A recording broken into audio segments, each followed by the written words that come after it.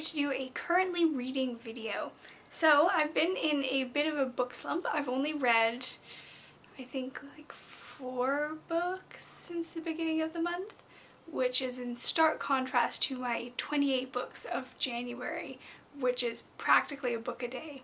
So I had this whole plan of trying to get out of it, and it's been kind of hard for some reason. I've been trying to use the excuse of midterms, but really it's just been that I haven't been enjoying what I've been reading, which is too bad. So without further ado, these are the books that I've been reading both before and after to try and cure my book slump. So here's the first one. It's Roald Dahl's James and the Giant Peach. I'm about just over halfway through. See, there I am. It's just a skinny book, and it's super great and reads really fast, so I don't know why I haven't finished it, but this was at the beginning of my book slump, so I think that's probably why. I'm not sure why I wasn't enjoying it. I think it was just the mood that I was in. It's nothing to do with the book at all. Because it's great. I love everything Roald Dahl writes. Who doesn't, right? Roald Dahl is the best. Next up, I've got The Blackthorn Key by Kevin Sands. And now I had heard really good things about this. I'm pretty much exactly halfway through it. And like when I worked at Indigo, somebody told me this is the best kids book of the year. So like I had really high expectations for this book. And it's good. Maybe not super riveting. So far I think I'd only give it about a 3 out of 5, which is still a good review. It's still a good book, but it's not super special so far. So I'm hoping that maybe it picks up a little bit and I'll be able to read it a little bit more. And then once I realized I was in my book slump, I decided to pick up Island of the Blue Dolphins, which is one of my favorite books from childhood ever. It's about a girl, Karana, who lives on this island with her people, and a bunch of white men come and start, I think they hunt otters for their pelts, and it's just sort of take over, and eventually she's left on the island by herself. And it's sort of like the book Hatchet, which I actually bought the other day because I thought it's such a good book and I haven't read it in so long. So it's sort of like a version of Hatchet, but there's more Native American aspects to it, which is really interesting. It's a really, really good book.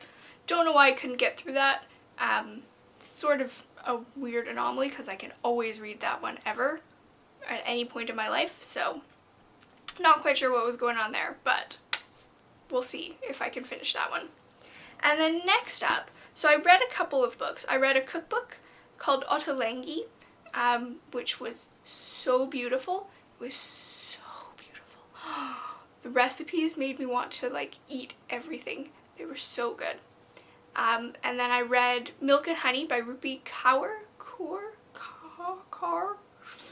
I don't want to say it wrong, but it's one of those, and I really like that. So I thought that that was really good because, especially for my book slump, because poetry can read really fast, and they were short little poems.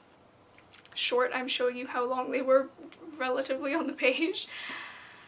So that went really fast and sort of helped get me out of my book slump. And then I read Falling Up by Shel Silverstein, which I liked a lot. It was really good, and it was not quite as good as Where the Sidewalk Ends, but it was still very, very well done. And then I picked up Charles Bukowski's The Pleasures of the Damned, because I was feeling a little bit down, and whenever I'm down I like to read Bukowski because he writes really dark poetry, and it's kind of like, you know, misery loves company and whatever. So I am about 2/3 of the way, 3/4 maybe, through it.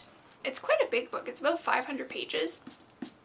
So I've been reading that, and that's been helping with my book slump a lot. And it was part of my books to get me out of my book slump plan, so that makes me feel good. And then the last book that I've been reading is called Boy, another Roald Dahl. and I bought this double boy and going solo, and it's Roald Dahl's autobiography, which I am thrilled with. I love biographies and autobiographies and life stories and anything to do with that sort of thing, so I was really excited for it. And I am I'm what, 50 pages through, so I'm barely at all through it, but I just needed something a little bit different than Charles Bukowski's depressing poetry or the Blackthorn Key. I just was not feeling those books, so I picked up this one. So yeah, that's what I'm reading. Let me know in the comments if you've read any of the books, or if you think my reading slump is going to be cured soon. I hope so. And subscribe for more reviews. That's all for now. Bye guys.